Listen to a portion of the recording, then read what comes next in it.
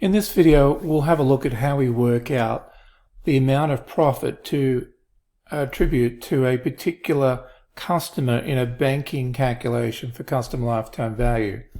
I have a free template that sort of lays out customer lifetime value for banking customers in the link below. And if you have a look at the template, you'll see I take the total amounts and divide them by 2, and this is basically why we're doing it. So basically a bank matches deposits and loans.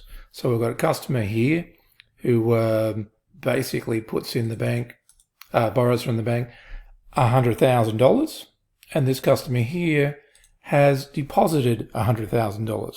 Obviously in real life it's not as precise as that, and we're matching the overall portfolios, but to keep life simple, so basically this person's money comes in, they deposit it, and then the bank lends it out to this customer.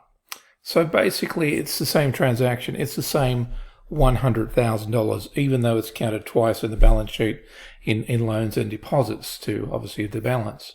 So the word's not quite right, but basically we've matched it off here accordingly. And let's assume our profit margin, our interest rate margin on that transaction is 2%. So we pay this people, say 2%, and we lend it out at 4%, and we're making a 2% margin. So on that transaction, we make $2,000 per year. And simply that's between both customers. So all we do is simply divide, okay, from you, I'm making $2,000 from this customer and that customer. So then I just calculate it back and then say, okay, each customer has contributed $1,000. Okay, in reality, all the revenue, the interest being paid, is coming here, and the interest going out is going to this customer.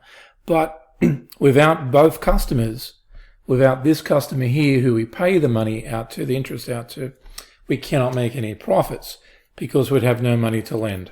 So that's how it's done. As I said, please follow the link below.